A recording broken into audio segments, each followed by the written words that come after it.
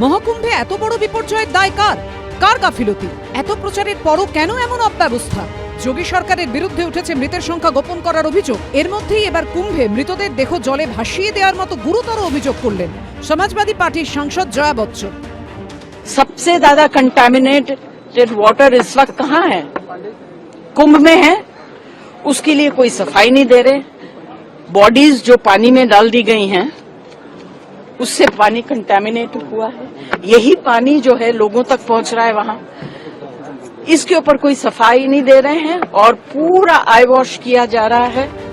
কুম্ভে পদপিষ্ট হয়ে মৃত্যুর ঘটনায় যোগী আদিত্যনাথকে তীব্র নিশানা করেন উত্তরপ্রদেশের প্রাক্তন মুখ্যমন্ত্রী अखिलेश यादव। जो सोचिए करोड़ों का हिसाब किताब दे रहे हैं, वो वहां पर जिन लोगों की जान गई उनकी गिनती नहीं दे पा रहे हैं। কুম্ভের এই অ্যাক্সিডেন্টকে ব্যবহার করা হচ্ছে রাজনৈতিক স্বার্থে, আর যেটা এই রাজ্যে তৃণমূল কংগ্রেস সর্বদাই করে থাকে।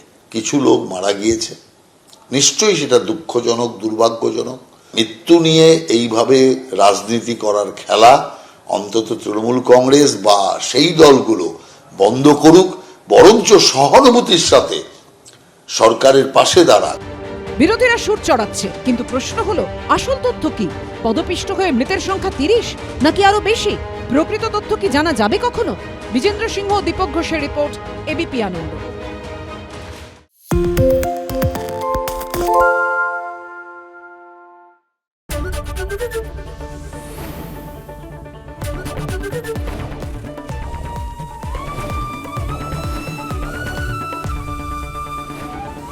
এবিপি আনন্দ, এগিয়ে থাকে, এগিয়ে রাখে। পালিয়েছে তাই নাকি? রাত্রে বাংলা গুজব চায় না, বাংলা খবর চায়। বাংলা খবর, বাংলার খবর।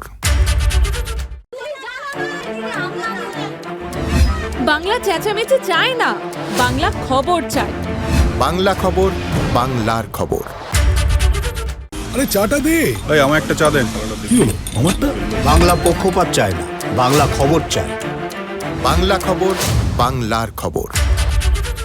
সত্য অন্তহীন, সত্যের খোঁজও তাই, সত্য সন্ধানে তাই আমরা অক্লান্ত, অকুতভয়। এবিপি আনন্দ নতুন ভাবনার প্রতীক, যা মনে মুক্ত, তথ্যে যুক্ত এবং যাবতীয় সীমানার বাঁধন থেকে মুক্ত। সীমা না শব্দটির মধ্যে লুকিয়ে আছে মানা শব্দটি, যেন চোখ রাঙানি এক অদৃশ্য বেড়াজাল, যা আটকে রাখে আমাদের এক ছোট্ট গণ্ডির মধ্যে। একমাত্র সঠিক খবরই গড়ে তুলবে এক মুক্ত সমাজ।